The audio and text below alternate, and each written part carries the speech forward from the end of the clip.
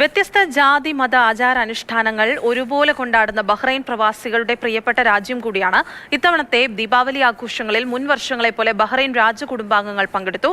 പരസ്പരം ദീപാവലി ആശംസകളും നേർന്നു.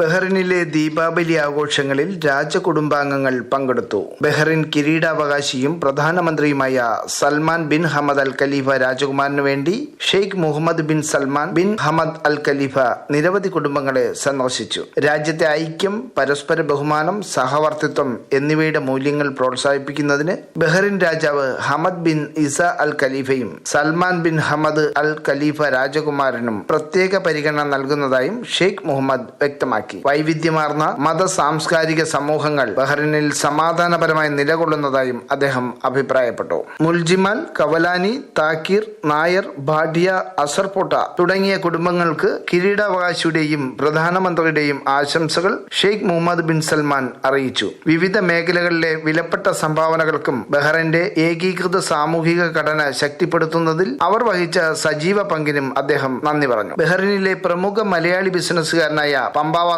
നായരുടെ വീട്ടിലെ ദീപാവലി ആഘോഷത്തിലും ഷെയ്ഖ് മുഹമ്മദ് ബിൻ സൽമാൻ പങ്കെടുത്തു. ക്യാബിനറ്റ് കാര്യമന്ത്രി Hamad bin Faisal Al Malki, കിരീടാവകാശിയുടെ രാഷ്ട്രീയ സാമ്പത്തിക കാര്യ ഉപദേഷ്ടാവ് Sheikh Mohammed bin Isa Al Khalifa, കിരീടാവകാശിയുടെ മാധ്യമകാര്യ ഉപദേഷ്ടാവ് Isa bin Abdul Rahman Al Hamadi, പ്രധാനമന്ത്രിയുടെ ഓഫീസിലെ policies and coordination director general Sheikh Hamad bin Abdul Rahman Al Khalifa തുടങ്ങിയവരും പങ്കെടുത്തു. സഹിഷ്ണുതയുടെ ആഴത്തിൽ വേരൂന്നിയ മൂല്യങ്ങളെ പ്രതിഫലിപ്പിക്കുന്ന സന്ദർശനത്തിന് His Highness Sheikh Mohammed bin സൽമാനോട് കുടുംബാംഗങ്ങൾ നന്ദി അറിയിക്കുകയും ഒപ്പം ബഹ്റിന്റെ തുടർച്ചയായ പുരോഗതിക്കും സമൃദ്ധിക്കും അവർ ആശംസകൾ നേരുകയും ചെയ്തു.